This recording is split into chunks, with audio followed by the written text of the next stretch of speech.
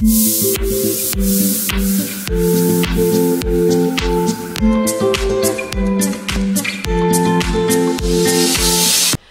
chers amis de Miséricordia et merci d'avoir pris le rendez-vous pour ce nouveau numéro de votre émission Au-delà des Églises.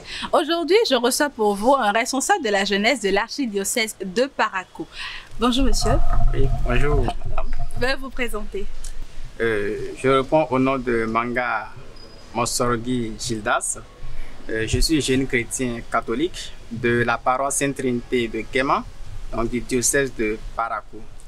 Je suis engagé dans la pastorale de la jeunesse et j'en suis le premier responsable diocésain. Nous allons marquer une courte pause pour la réponse de la question de la semaine. Vous étiez nombreux à répondre à la question de la semaine dernière. Il fallait juste écrire A pour Stanislas Amoussou. Merci à Milka Tonato pour la bonne réponse. Question de la semaine. À quel âge le père Étienne Soglo a-t-il pris sa retraite selon le numéro 7 de notre émission Au-delà des Églises? Proposition de réponse. Réponse A, soit 15 ans. Réponse B, soit 14 ans. Réponse C, soit 10 ans. Avant de continuer, si vous n'êtes pas encore abonné, abonnez-vous à notre chaîne et surtout n'oubliez pas d'appuyer sur la cloche pour ne manquer aucune de nos prochaines vidéos. À vous le clavier donc. Bonne chance à vous et à très bientôt sur Miséricordia. Alors, vu toutes vos responsabilités et pour le jeune catholique que vous êtes, dites-nous pour vous, que veut dire être jeune? Être jeune, c'est d'abord un état d'esprit. Donc du coup, tout le monde peut s'estimer être jeune, même à l'âge de 40 ans, de 50 ans, on peut toujours s'estimer être jeune. Mais être jeune pour un chrétien catholique, pour moi, c'est être engagé dans sa paroisse. Être dans un mouvement ou dans un groupe, être lecteur par exemple, être choriste, être gessiste ou encore être scout. C'est ça, ce qu'est un jeune chrétien catholique.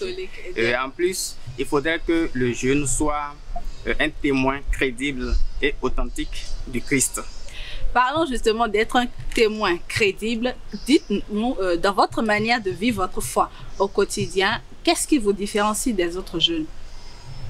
Oui, je suis déjà un jeune comme n'importe quel autre jeune, mais principalement, je fais mien ce verset biblique que je cite, 1 Timothée chapitre 4 verset 12, qui dit que personne ne méprise ta jeunesse, mais sois un modèle pour les fidèles dans ta parole, dans ta conduite, dans ta charité, dans la foi et la pureté. Donc chaque jour que je me lève, j'essaie de vivre ce verset-là en tant que père d'abord de famille, donc au sein de mon couple, en tant que voisin dans mon quartier, en tant que jeune naturellement au sein de mes activités pastorales et même en tant que collègue au niveau de mon lieu de service et partout où je vis. D'accord. Parlons justement de la manière dont vous tentez de respecter ce verset que vous venez de citer sur votre paroisse. Dites-nous concrètement quelles sont les activités que vous menez sur votre paroisse afin d'amener les jeunes à mettre leurs pas dans les pas du Christ. Merci bien pour cette question. Et il y a de cela quelques années, nous avions fait des états généraux que notre évêque nous a demandé, ce qui nous a permis d'identifier un tant soit peu les attentes de la jeunesse et les difficultés également que les jeunes ont pour pouvoir affirmer leur foi.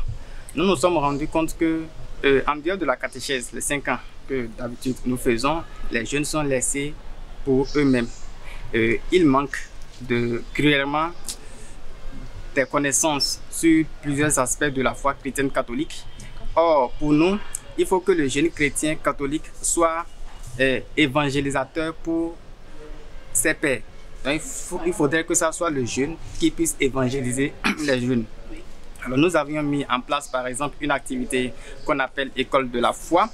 Et au cours de l'école de la foi, nous apprenons déjà aux jeunes à mirer leur vie à travers la vie du Christ.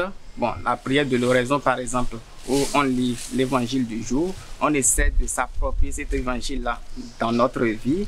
Il y a des formations bibliques, justement, sur différents aspects de la foi chrétienne catholique, tels que la Bible, tels que les commencements de l'Église, les sacrements, que sais-je encore, notre foi, le credo.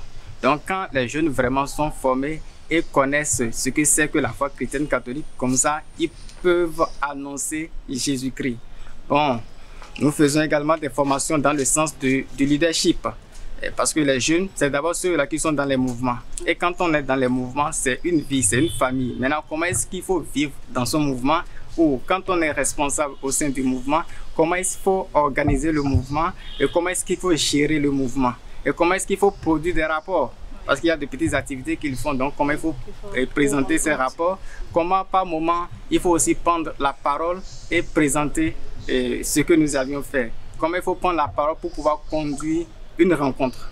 Voilà un peu les petites activités que nous essayons de mener pour pouvoir aider les jeunes vraiment et à être ce que je viens de dire, des annonciateurs authentiques du Christ. Parallèlement à ça, bon, certainement je vais répondre un peu plus en détail à cette question. Oui. Il y a l'employabilité de la jeunesse, c'est-à-dire le monde de l'emploi. Oui. Bon, il faut aider les jeunes à être vraiment engagés dans la foi chrétienne catholique, mais en même temps, il faut les aider à avoir des facilités pour l'insertion dans le monde du travail. Oui, pour l'insertion professionnelle. Donc, au cours de nos activités, nous mettons en place des sous-activités où nous invitons vraiment des personnes expérimentées, des personnes ressources qui viennent partager leur expérience de vie professionnelle avec ces vies et avec ces jeunes. Bon, l'essentiel, c'est de vraiment les inciter et eux aussi à s'engager dans la vie professionnelle. D'accord. Vous menez beaucoup d'activités dans votre archidiocèse. Je suis sûre que dans le lot des jeunes de l'archidiocèse de Parakou, il y en a peut-être qui brillent par leur absence dans les églises, peut-être à cause de la routine des activités ou peut-être à cause du formalisme des prières. Qu'avez-vous à dire à cela? Vous savez, c'est une réalité. Et je pense que on ne peut pas tout de suite donner tort aux jeunes de penser comme ça, de faire de la sorte. Oui. Quand on est jeune, quand on a fait la catéchèse et vraiment très jeune adolescent et tout, on s'engage réellement dans la religion chrétienne catholique, on s'engage dans les mouvements. Et arrivé à un certain âge donné, 28 ans, 29 ans, on se rend compte que la responsabilité devient de plus en plus importante. Il y a la famille qui va se créer. Il y a justement ce que je viens de dire, l'insertion professionnelle. Il y a qu'on n'a peut-être pas le temps de rester sur place, il faut aller de gauche à droite. Donc c'est capital pour un jeune, parallèlement à son engagement au sein de l'Église, qu'il puisse véritablement aussi chercher une stabilité professionnelle. Maintenant, il revient aussi à l'Église d'aider les jeunes dans ce sens. La mission première de l'Église, c'est annoncer Jésus-Christ. Mais l'Église a vraiment réussi l'éducation au Bénin. Quand on parle des écoles catholiques, c'est bien. Oui. Donc nous souhaitons aussi que l'Église puisse se pencher sur cette question d'occupation professionnelle de la jeunesse. Et quant à la jeunesse également, de comprendre que l'engagement d'un chrétien doit être une priorité également dans sa vie. Donc, parallèlement à leurs activités, à leurs occupations, bon, qui ne leur donnent pas le temps et tout, il faudrait trouver un créneau, ne serait-ce qu'un petit temps, pour s'occuper également de ces activités, de son engagement au sein de l'Église. Donc, c'est capital. Et pour ce qui est des prières, vous savez, c'est tout ce qui se passe autour de nous. Il y a de plus en plus des églises renouvelées où nous voyons vraiment des pasteurs qui prient vraiment avec effervescence. Oui. Et les jeunes suivent tout ça. Et quand ils viennent au sein de l'Église catholique, quand ils ont un problème, une difficulté qu'ils soumettent, certes, on leur dit allez faire réciter la prière de notre Père, allez réciter la prière de l'Ave Maria. Bon, ils se voient que c'est classique, c'est oui. Toujours la même chose. Oui, la messe, c'est la même chose, mais elle garde toujours son caractère sacré. Et il y a tout y est. Donc j'invite simplement les jeunes à utiliser les alliages et boucliers que l'Église catholique leur propose pour pouvoir soutenir leur foi. Partons de votre réponse, dites-nous, que vous rappelle l'expression latine Christus vivit? L'expression Christus vivit, c'est le titre de l'exhortation apostolique post-synodale pour les jeunes et le peuple de Dieu. Que retenez-vous de cette exhortation du pape à l'endroit de la jeunesse? Il y a beaucoup de choses à retenir, mais ce qui, moi, a attiré particulièrement mon attention, c'est que la jeunesse, c'est l'aujourd'hui de Dieu. Ça voudra dire que les jeunes ne sont pas que l'avenir du monde, parce que déjà, ils participent à l'enrichissement, au développement du monde. Alors, et la jeunesse doit participer à la prise de décision au sein de leur paroisse ou bien même au sein du diocèse. La jeunesse doit être écoutée et les propositions des jeunes doivent être acceptées.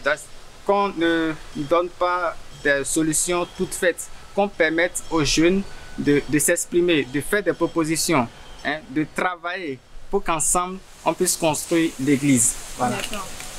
Votre message à l'endroit de tous les jeunes catholiques du Bénin? Ce que je voudrais pour tous les jeunes catholiques du Bénin, c'est que nous soyons tous des annonciateurs authentiques et crédibles de l'évangile de Jésus-Christ partout où nous nous trouvons. Précis comme message. Alors je vous dis merci pour votre disponibilité et merci d'avoir été sur Au-delà des Églises. Merci.